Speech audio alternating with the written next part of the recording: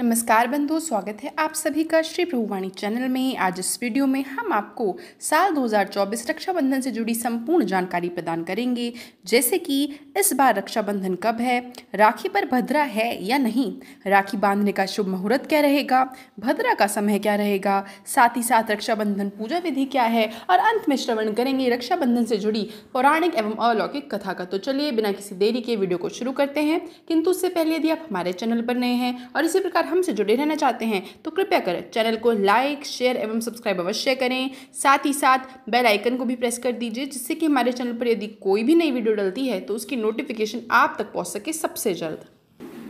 बंधुओं, पंचांग के अनुसार भाई बहन के प्रेम का पावन पर्व रक्षाबंधन हर साल श्रावण माह की शुक्ल पक्ष की पूर्णिमा को मनाया जाता है। इस दिन बहनें अपने भाइयों की कलाई पर रक्षा का सूत्र बांधकर उनके उत्तम स्वास्थ्य की कामना करती हैं। लेकिन शास्त्र के अनुसार भद्रकाल में कभी भी रक्षाबंधन नहीं मनाना चाहिए। आइए तो जान लेते हैं 2024 में रक्षाबंधन कब मनाया जाएगा। तो बंधु, इस साल रक्षाबंधन का पर्व 19 अगस्त यानी कि सोमवार के दिन मनाया जाएगा।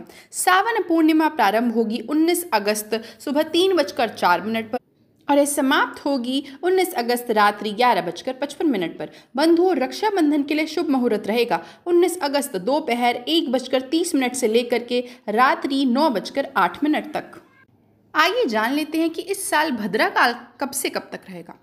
तो बंधुओं, इस साल भद्रा काल का समय है 19 अगस्त सुबह 9:51 से लेकर के दोपहर 1:30 तक, यानी कि आप अपने भाइयों की कलाई पर राखी 1:30 बजे के बाद ही बांध पाएंगे। आइए अब देख लेते हैं कि क्या है रक्षाबंधन से जुड़ी पूजा विधि। तो बंधुओं, ज्योतिष अनुसार भद्रकाल में राखी बांधना अशुभ होता है। ऐसे में आपको शुभ मुहूर्त देख के ही राखी बांधनी चाहिए। सबसे पहले स्नान के बाद पूजा की थाल सजाकर पूजा स्थल पर रखें और भगवान की पूजा करें। सबसे पहली राखी अपने इष्ट देव को अर्पित करें। इसके बाद अपने भाई को आसन पर बैठाकर उन्हें तिलक करें।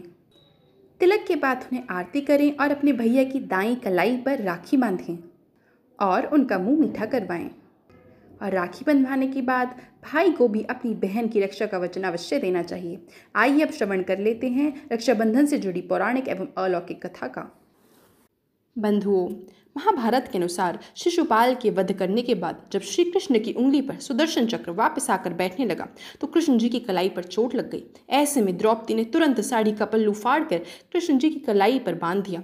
भगवान कृष्ण इससे बहुत प्रसन्न हुए और उन्होंने द्रौपदी की जीवन भर रक्षा करने का वचन दिया और उन्होंने यह वचन निभाया भी जब कौरवों ने द्रौपदी का चीरहरण करना चाहा था। और मान्यता है कि तब से ही रक्षाबंधन के दिन भाई की कलाई पर राखी बांधे जाने की परंपरा शुरू हुई। बंधुओं, क्या आप जानते हैं कि माता लक्ष्मी ने भी राजा बलि को अपना भाई बनाया था और उन्हें रक्षाबंधन का सूत्र बांधा था। दरअसल बंधुओं, कथा के अनुसार राजा बलि भगवान विष्णु के परम भक्त थे। वे दान पुण्य में बहुत विश्वास रखते थे।